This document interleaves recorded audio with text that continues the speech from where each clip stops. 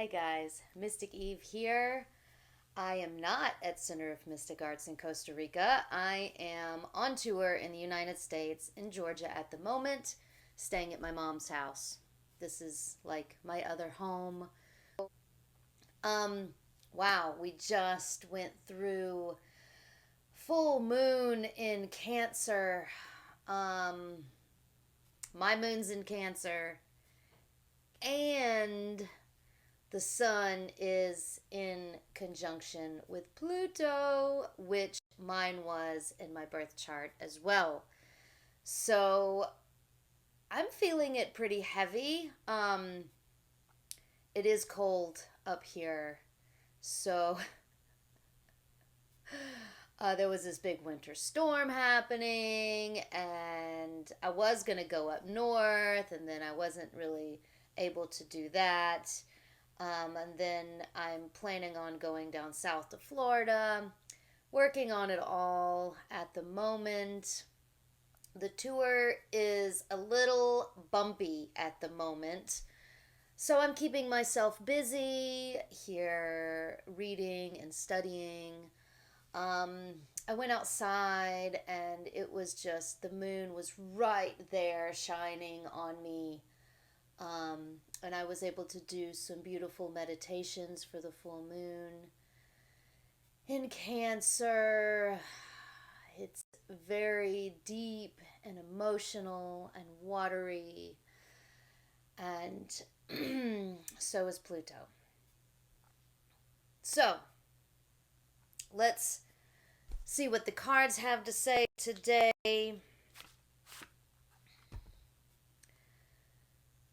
And I debated on whether or not I want to really speak with the moon or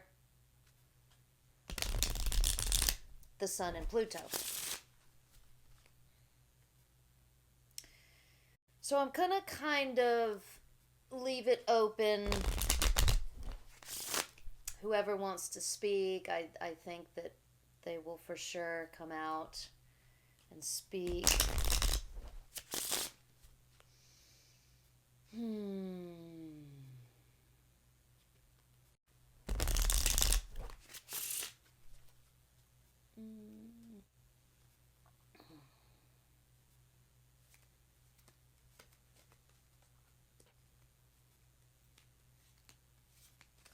Okay. Let's see who wants to speak. Center, north, south, east, west.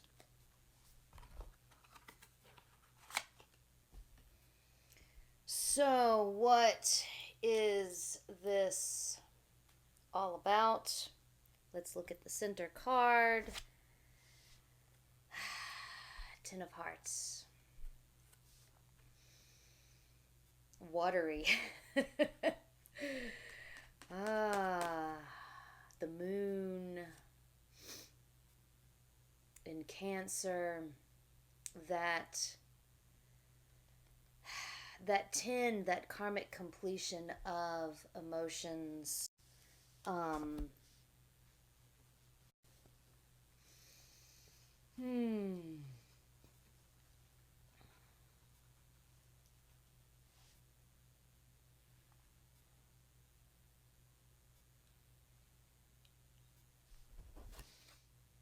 That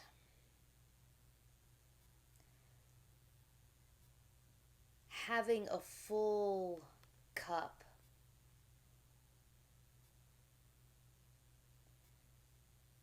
you know, what I'm feeling is like how the full moon draws up water, right? Like the tides get bigger and it pulls all of that water into the cup.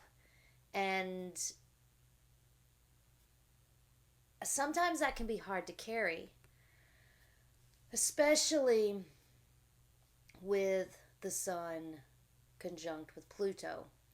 We have this very real yin yang, light, dark, shadow side that is in focus right now. as a Libra, I also feel that very heavily, in that I'm trying to weigh that light and shadow. Um, One of the visual meditations that I've really liked is, when you look straight at the sun, it can be blinding and make you squint. It's almost painful to look directly into the sun. But when you break it up, when you have that shadow, it's the shadow that makes the rays, right?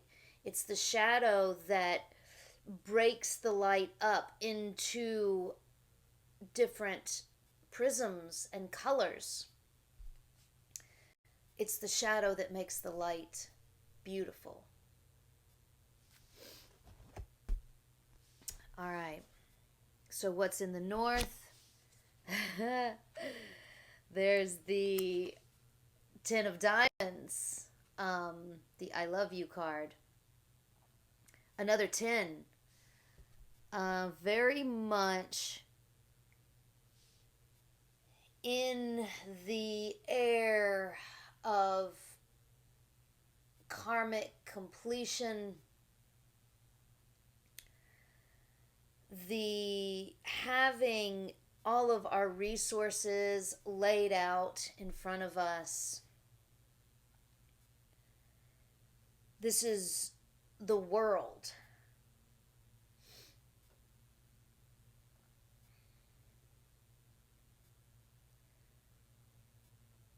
The idea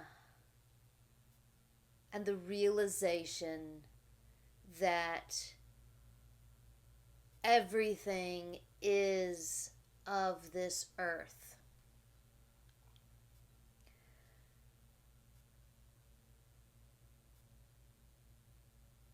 And we are of the world.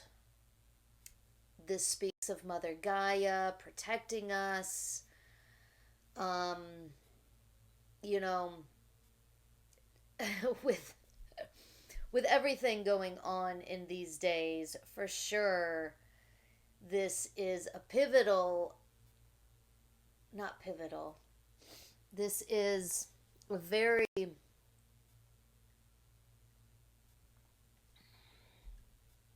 this is a highlighted theme in our minds, is this world resources and, taking care of what we consume. Oh my God, with Christmas, just having passed. And I have been really working on not consuming and not buying plastic. It's almost impossible to get away from it completely, but I work on it. But family and stuff is not so uh, conscientious. So this speaks to me a lot of just for all of us realizing that if we could all cut back a little bit on the plastic consumption. There are different alternatives sometimes to buying plastic. Especially with a child, with Sophie, I choose wood and stuffed toys before plastic. If I can get a wooden toothbrush, I will do that instead of a plastic one. Um, so, yeah, that is very much, you know, bringing it back to the sun in conjunct with Pluto as well. It's this weighing of options. Um, and it's a conscious choice wherever you go and whatever you do to decide whether or not you are going to purchase this thing that is plastic. Just recognizing that you're consuming this resource. If you're building a house, let's go on the grand scale, you know, how many trees are you cutting down to build this house? Um, and are you planting trees to make up for that? So, yeah, the world up top. So in the South, what's grounding us is the Jack of Wands. Um, the kid with the fire poi. You know, we're all playing with fire. This is Pluto. This is Pluto conjunct with the sun. This young dwarf planet outsider, crazy kid that's on the edge of everything. It's on the edge of society. It's on the edge of living on the edge.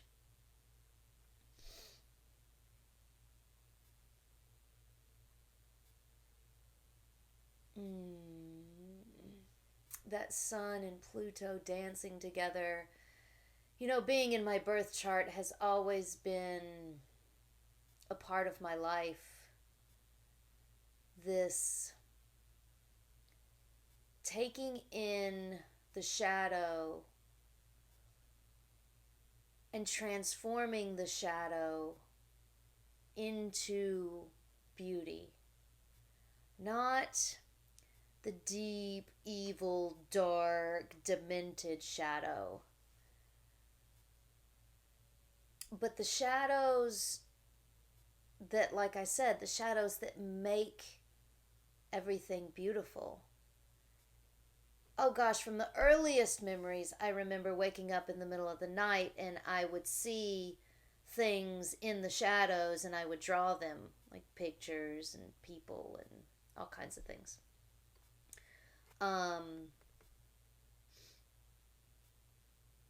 Being grounded by this playfulness.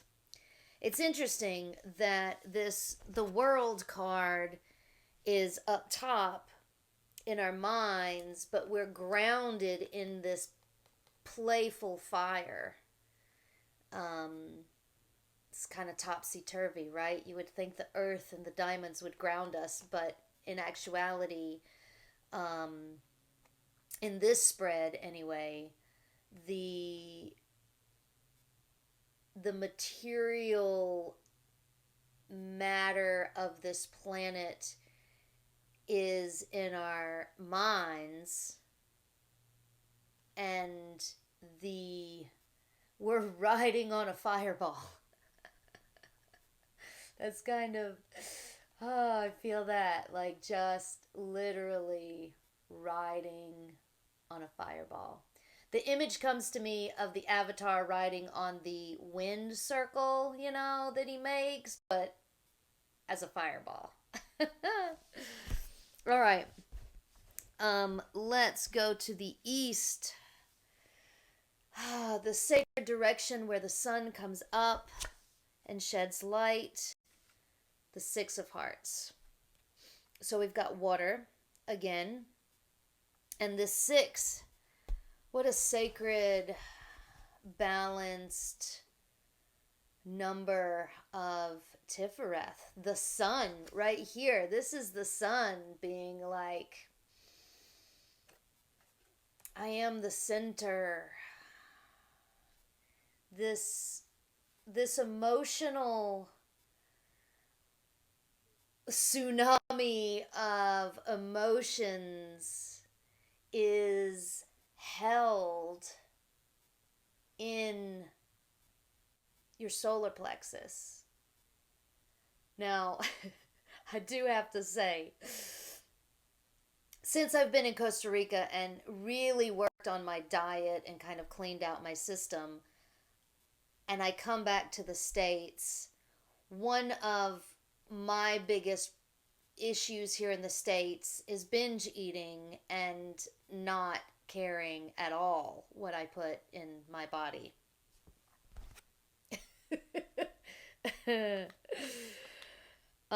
Why you want to talk about me?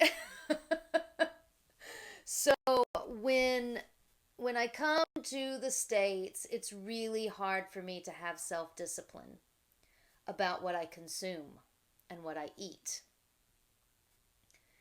And I mean, I even told myself I was going to be better, which is probably the problem. And I got here and just went crazy. First thing I ate was fried fish and chips, and then like all this tartar sauce, which was probably just high fructose corn syrup. Um, and I went crazy on the meatloaf that my mom made. Like, so speaking of the solar plexus, I was in so much pain, I pretty much colicked myself. And the my spirit guides were like, "No, you're not doing this to yourself anymore. Your body is not yours alone anymore." And I was just like, "Oh, I feel you. I get you. I hear you." This area is so important to take care of.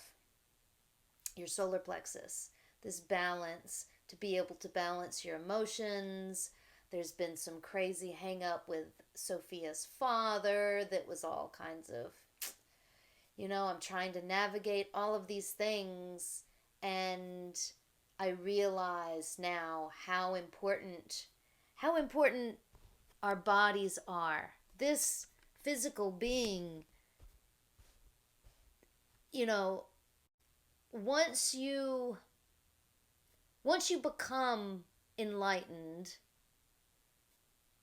or should I say illuminated, either one, anyway, it's the same thing. um Once you clean your system and you start talking to your higher self and you build that bridge between you and other worlds and you start living multidimensionally, your body does not belong to you alone anymore. You start realizing that this physical form is only on loan. So this card, I mean, it definitely just speaks of the sun rise. Watching that sun coming up for the new day. The mountains are what creates the shadows as it sheds light on everything. There's a lot of talk of shadow work and, oh gosh, feeding your demons and, all of this stuff. But actually seeing that shadow as not necessarily, well, it's like it's understanding that shadow can be a protective demon to protect you, right? Like if something's coming after you, you want that shadow to be big and bold and mean, right? You want that shit backing you up. But that also calms down and wraps itself around you like a dragon. And that's what your Kundalini snakes turn into, is protective dragons that hold the shadow and the light. All right, moving along. At the end of the day, the sun goes down in the west, and we have Jack of Hearts. Another kid. Young, playful, full of emotions. Whew, the emo kid.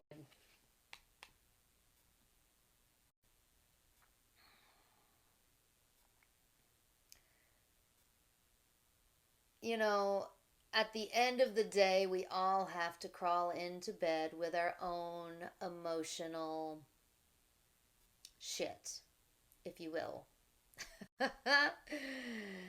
And shadows. And, I speak a lot about training your Kundalini snakes because a lot of people speak about awakening your Kundalini's snakes. Well, I think I have been advised to go beyond that and help people train their Kundalini snakes. Work with the snakes once they're awakened. And this is a very young. It's through, oh God, man, How to Train a Dragon. Like, that's the movie. To You have to be playful. You have to be a child. It also, we speak about this a lot, to be a child to enter the gates of heaven, however that quote goes. This is so true in training your snakes and teaching them to become dragons, feeding them so that they grow and become dragons. And then eventually they become winged and feathered like Quetzalcoatl. And to ride a dragon like that, you have to be a kid. Never ending story riding the luck dragon. Because if you're not playing with your inner child and you're not allowing your inner child to be free, you're not even going to believe that you're doing it. You're not even going to be able to use that pretend and feel the reality in pretending. When you're not pretending anymore, it becomes reality. And unless you can do that, you can't ride the dragon. You can't train the dragon. You can't even face the dragon without being able to laugh and play and roll around.